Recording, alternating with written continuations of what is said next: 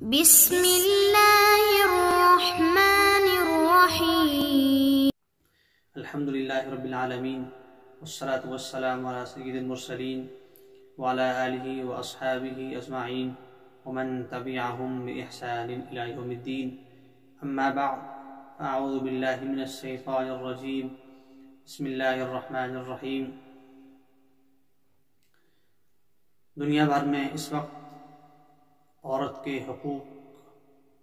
اور اس کی آزادی کے نام سے درجنوں تنظیمیں کام کر رہی ہیں، اور وطن عزیز پاکستان میں بھی اس عنوان سے درجنوں تنظیمیں وجود میں آ چکی ہیں،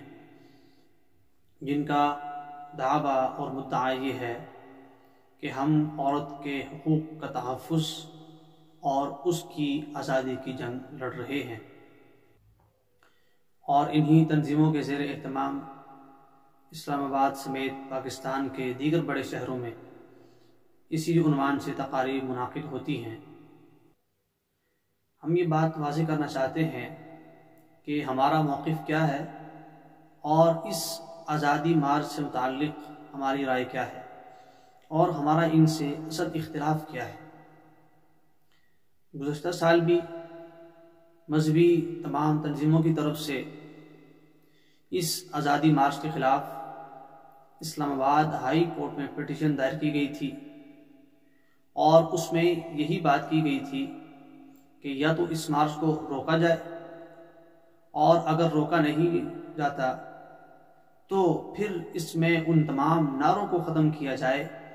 جو نعرے ہماری اسلامی روایات کے خلاف ہیں اور ہماری پاکستانی تہذیب کے خلاف۔ لیکن افسوس کی بات یہی ہے کہ ہمیں ہائی کورٹ سے کوئی خاطر خواہ جواب نہیں مل سکا۔ جہاں تک عورت آزادی مارچ کی بات ہے تو ہمارا ان سے بنیادی اختلاف اس نقطے پر ہے کہ ہمارے ہاں عورت کی آزادی کا تصور اس وقت سے شروع ہوتا ہے جب جناب نبی کریم صلی اللہ علیہ وسلم نبی بن کر تشریف لائے اور آپ نے نبوت کا اعلان کیا، تو وہاں سے ہماری آزادی کا، ہماری روشن خیالی کا آغاز ہوتا ہے، اور وہیں سے ہی عورت کے حقوق اور اس کی آزادی کا آغاز ہوتا ہے۔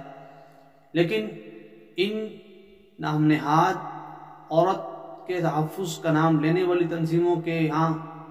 عورت کی آزادی کا جو آغاز ہوتا ہے وہ انقلاب فرانس سے ہوتا ہے۔ ہمارے خلاف یہ غلط فہمی پھیلائی جاتی ہے اور یہ پروپیگنڈا کیا جاتا ہے کہ ہم عورت کے حقوق کے خلاف ہیں، حالانکہ یہ بات اور یہ دعویٰ قطعاً سراسر غلط ہے۔ ہم عورت کے حقوق کے خلاف نہیں ہیں، بلکہ سب سے زیادہ تو عورت کے حقوق کا تحفظ اسلام نے کیا ہے، ہمارے دین نے کیا ہے اور ہمارے نبی نے کیا ہے۔ تو ہم کیسے عورت کے حقوق کے خلاف ہو سکتے ہیں؟ ہم عورت کے حقوق کے خلاف نہیں ہیں، ہم بھی اس کی آزادی کے قائل ہیں، لیکن ہماری بنیادیں دو ہیں۔ ایک تو بنیاد قرآن و سنت ہے، کیونکہ ہم مسلمان ہیں،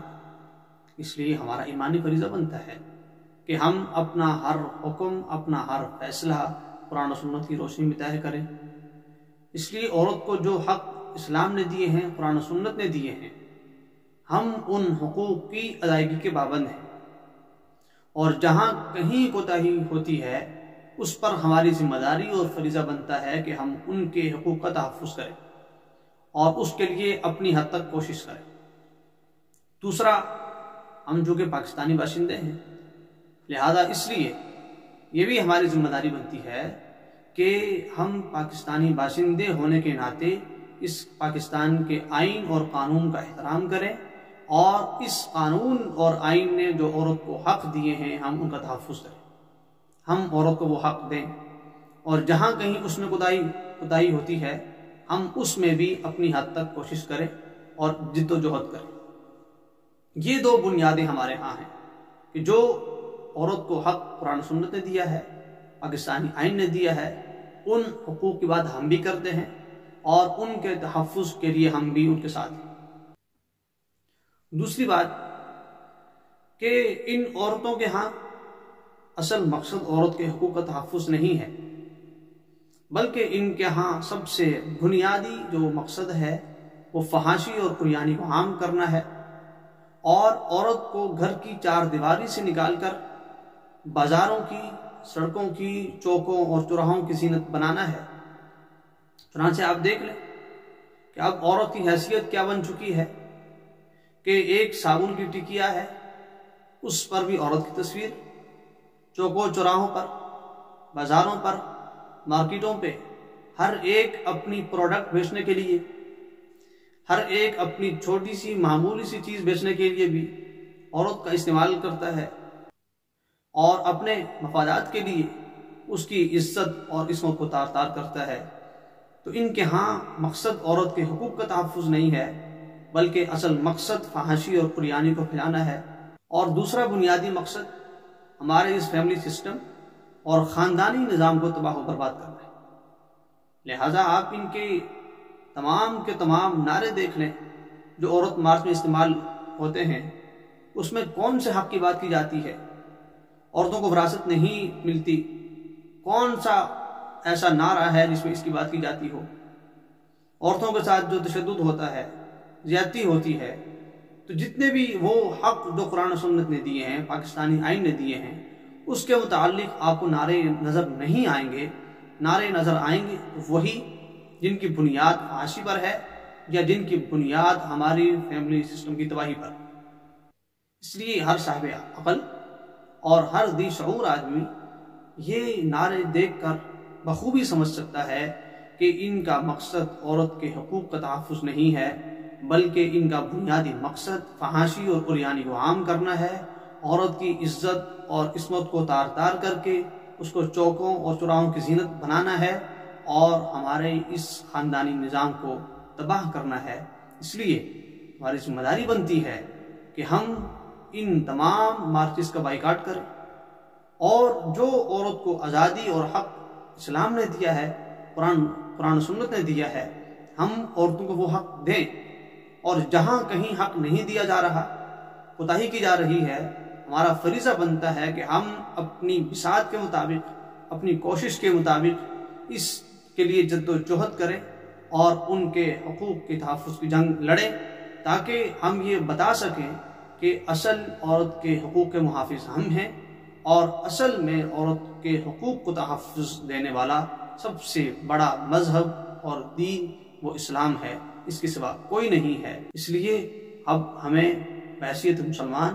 اور بحیثیت پاکستانی اپنی اسلامی تعلیمات اور اپنے پاکستانی روایات اور تہذیبی شناخت کو بچانا ہے، اور اس کے بچانے کے لیے صورت یہی ہے کہ ہم یہ آگاہی پھیلائیں، اور اصل جو ہمارا نقطہ اختلاف ہے وہ سمجھائیں، اور اپنی خواتین کو ان عورت مارچز سے دور رکھیں، اور ان کو یہ بتلائیں کہ اصل تو ان کو آزادی اور حق اسلام نے دیا ہے، اور ان کے حقوق کے تحفظ کا اور آزادی کا سب سے بڑا علم بردار اسلام ہے۔ اللہ تعالی ہم سب کو صحیح معنوں میں دین کی سمجھ نصیب فرمائے، اور ہمیں ان تمام شرور اور فتن سے محفوظ رکھے۔ وآخر دعوانا الحمدللہ رب العالمین۔ شكرا يا ربي شكرا هديت قلبي